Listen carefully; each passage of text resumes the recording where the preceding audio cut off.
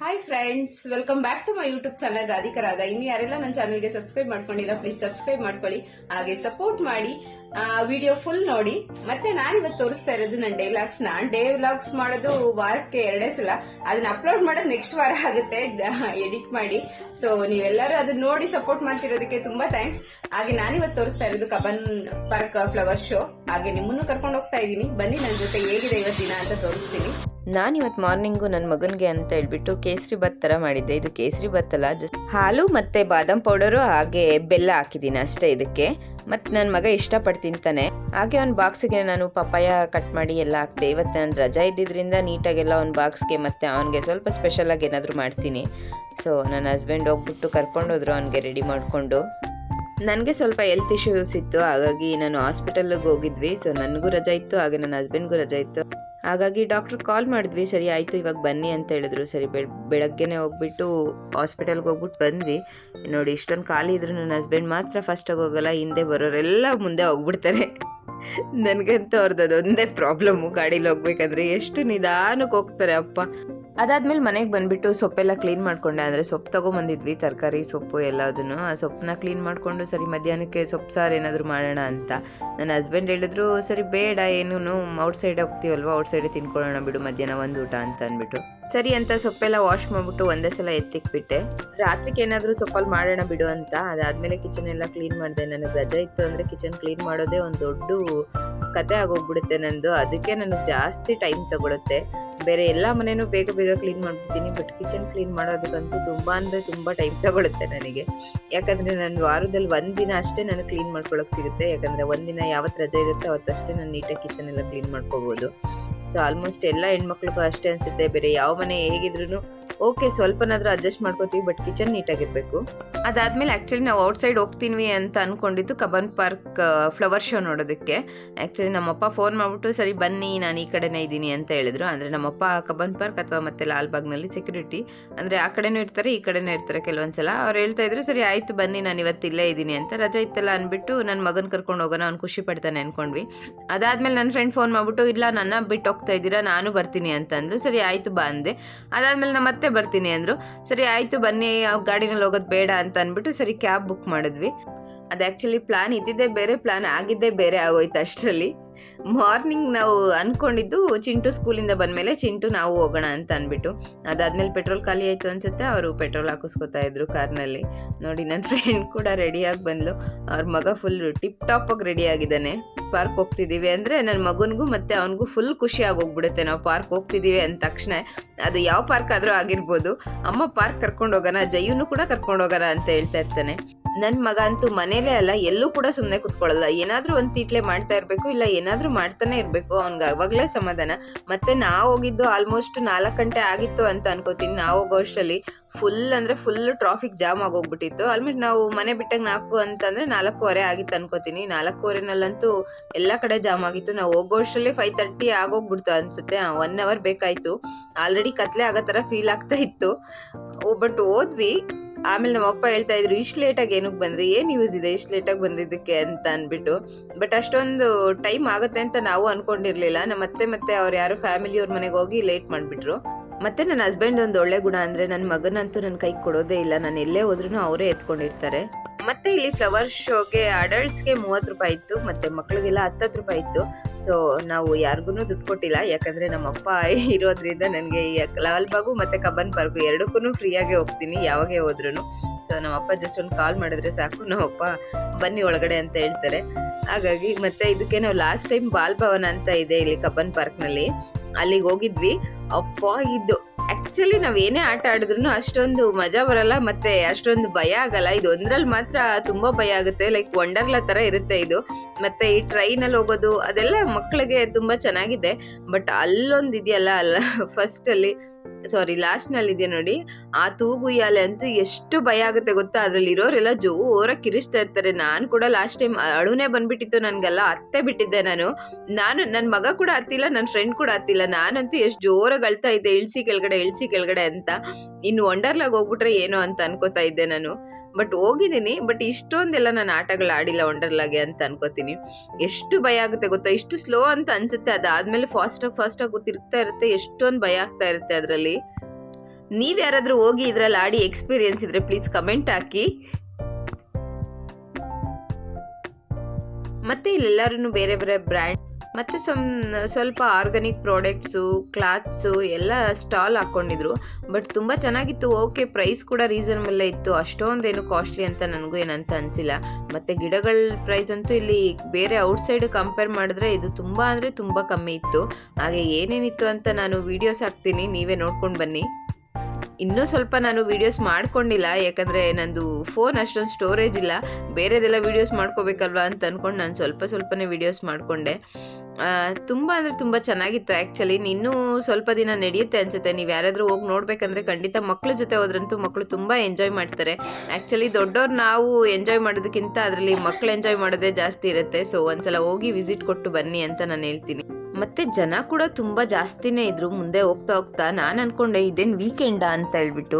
Normal ಡೇಸ್ನಲ್ಲೇ ಇಷ್ಟೊಂದು ಜನ ಇದ್ದಾರೆ, ಇನ್ನು ವೀಕೆಂಡಲ್ಲಿ ಏನಾದರೂ ಬಂದರೆ ನಮಗೆ ಕಾಲಿಡೋದಕ್ಕೂ ಕೂಡ ಜಾಗ ಇರಲ್ವೇನೋ ಅಂತ. ಸೊ ನೀವು ಯಾರಾದರೂ ಹೋಗೋದಾದರೆ ನಾರ್ಮಲ್ ಡೇಸ್ನಲ್ಲೇ ಹೋಗಿ, ವೀಕೆಂಡಲ್ಲಿ ತುಂಬ ರಶ್ ಇರುತ್ತೆ. ಇದು ನಾರ್ಮಲ್ ಡೇಸ್ನಲ್ಲೇ ತುಂಬ ಜನ ಇದ್ದರು. ಇಲ್ಲಿ ಸ್ವಲ್ಪ ಕಮ್ಮಿ ಕಾಣಿಸ್ತಾ ಇದ್ದಾರೆ, ಬಟ್ ಮುಂದೆ ಹೋಗ್ತಾ ಹೋಗ್ತಾ ಫ್ಲವರ್ ಶೋ ಅಲ್ಲೆಲ್ಲ ಅಂತೂ ತುಂಬ ಅಂದರೆ ತುಂಬ ಜನ ಇದ್ದರು.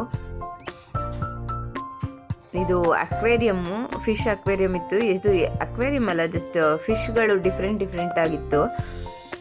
ಅದು ಎಷ್ಟು ಡಿಫ್ರೆಂಟ್ ಆಗಿರೋ ಫಿಶಸ್ ಇದೆ ಗೊತ್ತಾ ಇದರಲ್ಲಿ. ನೋಡಿ, ನಾನು ತೋರ್ಸೋಕ್ಕೆ ಟ್ರೈ ಮಾಡ್ತೀನಿ. ಆಲ್ಮೋಸ್ಟ್ ನಿಮಗೆ ಅಂಗಡಿಗಳಲ್ಲೂ ಸಿಗ್ಬೋದು ಅನ್ಕೋತೀನಿ, ಬಟ್ ನನ್ನ ಹತ್ರ ಫಿಶ್ ಇದು ಇಲ್ಲ, ಹಾಗಾಗಿ ನನಗೆ ಇದ್ರ ಬಗ್ಗೆ ಅಷ್ಟೊಂದು ಗೊತ್ತಿಲ್ಲ. ಬಟ್ ನಾನು ತಗೋಬೇಕು ಅಂತ ಅನಿಸುತ್ತೆ, ಆದರೆ ನನ್ನ ಮಗನ ನೋಡಿದ್ರೆ ಭಯ ಆಗುತ್ತೆ. ಎಲ್ಲಿ ನೀರಿಂದ ತೆಗ್ಬಿಟ್ಟು ಕೆಳಗಡೆ ಹಾಕ್ಬಿಡ್ತಾನೋ ನಾನು ಆಫೀಸ್ಗೆ ಹೋದಾಗ ಅಂತ. ಅವನಂಥ ಕೆಲಸಗಳನ್ನೆಲ್ಲ ಎಕ್ಸ್ಪರ್ಟು. ಸೊ ಅದಕ್ಕೆ ನಾನು ಮೀನಾಗಲಿ ನಾಯಿನ ಅಥವಾ ಬೆಕ್ಕನ ಅದನ್ನೆಲ್ಲ ಸಾಕೋಕ್ಕೆ ಇಷ್ಟಪಡಲ್ಲ. ಅದಕ್ಕೆ ತುಂಬ ಅಯ್ಯೋ ಅನ್ನಿಸ್ತಾನೆ ಅವನು ಅಂತ ಅಂದ್ಬಿಟ್ಟು. ಅವನಿಗದಂದರೆ ಎಲ್ಲ ಇಷ್ಟ, ಹಾಗಾಗಿ ಅದನ್ನು ನಾನು ಹ್ಯಾಂಡಲ್ ಮಾಡೋ ರೀತಿ ಅವನಿಗೆ ಗೊತ್ತಿಲ್ಲ. ಹಾಗಾಗಿ ನಾನು ಯಾವುದನ್ನು ಬೇಡ ಅಂತ ಸುಮ್ಮನೆ ಇದ್ದೀನಿ. ಮತ್ತು ನಾವು ಕೂಡ ಕೆಲ್ಸಕ್ಕೆ ಹೋಗೋದ್ರಿಂದ ಅದು ಊಟ ಎಲ್ಲ ಹಾಕೋಕ್ಕಾಗಲ್ಲ. ನೋಡಿ, ಇದೇ ಫ್ಲವರ್ ಶೋ ಸ್ಟಾರ್ಟ್ ಇಲ್ಲಿಂದ. ಇದು ಜಿಂಕೆ ಅನಿಸುತ್ತೆ, ಜಿಂಕೆನೇ. ಎಷ್ಟು ಚೆನ್ನಾಗಿ ಫ್ಲವರ್ನಲ್ಲಿ ಡೆಕೋರೇಟ್ ಮಾಡಿದ್ದಾರೆ ಗೊತ್ತಾ. ತುಂಬ ಅಂದರೆ ತುಂಬ ಚೆನ್ನಾಗಿ ಡೆಕೋರೇಟ್ ಮಾಡಿದ್ದಾರೆ. ಇದು ನೋಡಿ, ಫುಲ್ಲು ಹಾಗಲಕಾಯಿನಲ್ಲಿ ಆನೆ ಮಾಡಿದ್ದಾರೆ. ಸೊ ನನ್ನ ಕೈಲಿ ಎಷ್ಟು ಪಿಕ್ಚರ್ ಕ್ವಾಲಿಟಿ ಕೊಡೋಕ್ಕಾಯ್ತು ಅಷ್ಟೇ ಕೊಡೋಕ್ಕಾಗಿದ್ದು, ಯಾಕಂದರೆ ಅದು ಆಲ್ರೆಡಿ ನಾನು ಈ ಪ್ಲೇಸಿಗೆ ಬರೋ ಅಷ್ಟರಲ್ಲಿ 6:30 ಆಗೋಗ್ಬಿಟ್ಟಿತ್ತು. ಸೊ ಫುಲ್ಲು ಕತ್ಲೆ ಆಗಿತ್ತು. ಅವ್ರು ಕೊಟ್ಟಿರೋ ಲೈಟ್ ಬೆಳಕಿಂದ ನಾನು ಇಷ್ಟು ಫೋಟೋ ವೀಡಿಯೋಸ್ ತಗೊಳ್ಳೋದಕ್ಕಾಯ್ತು ಅಷ್ಟೇ. ಹಾಗೆ ನಾನು ಒಂದೊಂದೇ ತೋರಿಸ್ತಾ ಹೋಗ್ತೀನಿ, ನೋಡ್ಕೊಂಡು ಹೋಗಿ.